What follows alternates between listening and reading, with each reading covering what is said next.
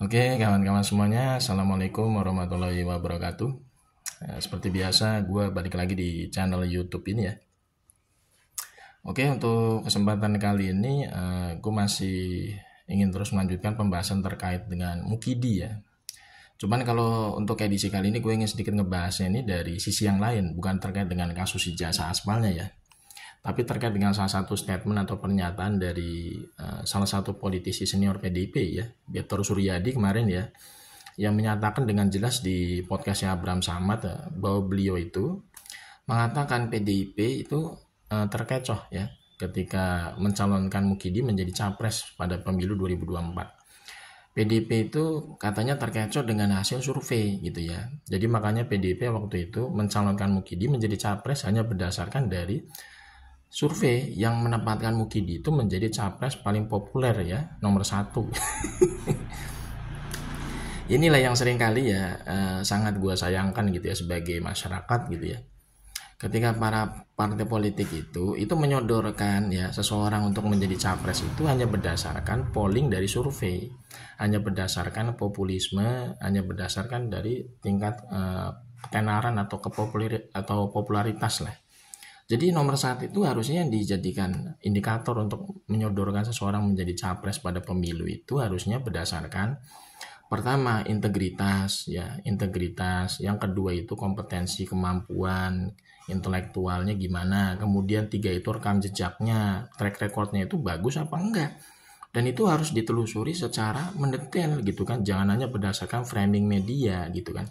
Jangan hanya berdasarkan celotehan-celotehan dari media bayaran. Jadi memang harus ditelusuri sendiri gitu loh track record dari orang itu sebelum dijadikan calon presiden pada pemilu. Kemudian baru nanti yang terakhir itu adalah terkait dengan tingkat kepopuleran atau populisme. Jadi populisme itu jangan nomor 1 ya indikatornya. Nomor 1 itu indikatornya adalah terkait dengan integritas ya, integritas, kejujuran, kemudian kompetensi, kemampuan intelektualnya bagaimana, track recordnya seperti apa gitu kan ya. Dan itu baru nanti terakhir itu baru tingkat populisme atau ketenaran atau kepopuleran gitu loh. Selama ini kan survei itu kan hanya melandaskan pada tingkat populerisme atau populis gitu ya. Jadi tidak berdasarkan orang itu punya kemampuan atau tidak ya, punya intelektual atau tidak ketika menjadi calon pemimpin. Ini masalahnya. Selama ini kan survei-survei itu kan bisa dalam tanda kutip itu di framing atau dibayar gitu ya. Untuk apa? Untuk meningkatkan nama seseorang gitu kan.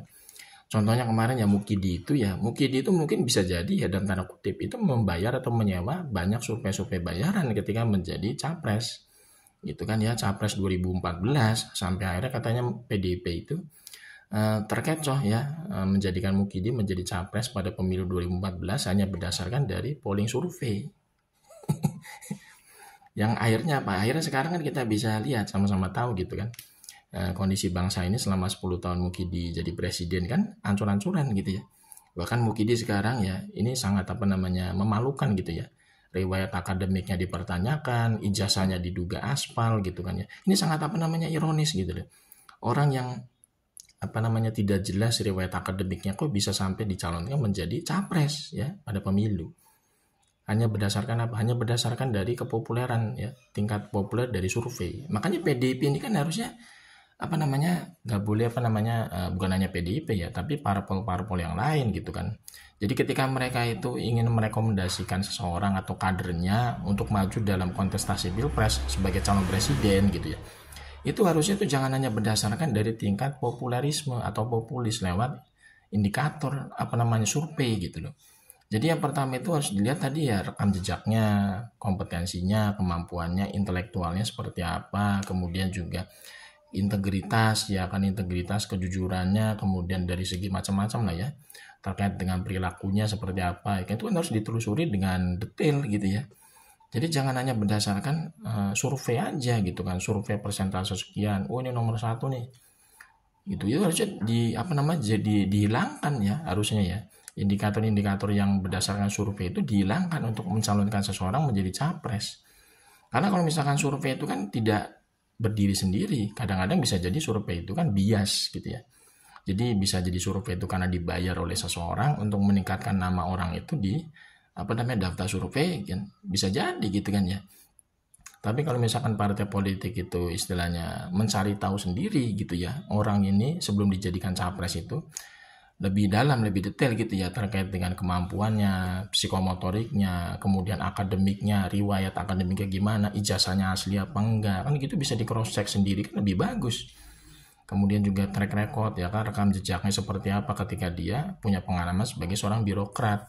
Karena menjadi presiden nanti kan istilahnya dia harus mengurusi banyak hal dari ujung Aceh sampai Papua. Jadi tidak bisa hanya berdasarkan populisme atau ketenaran.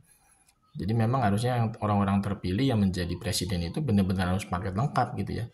Bukan hanya berdasarkan dengan populerisme.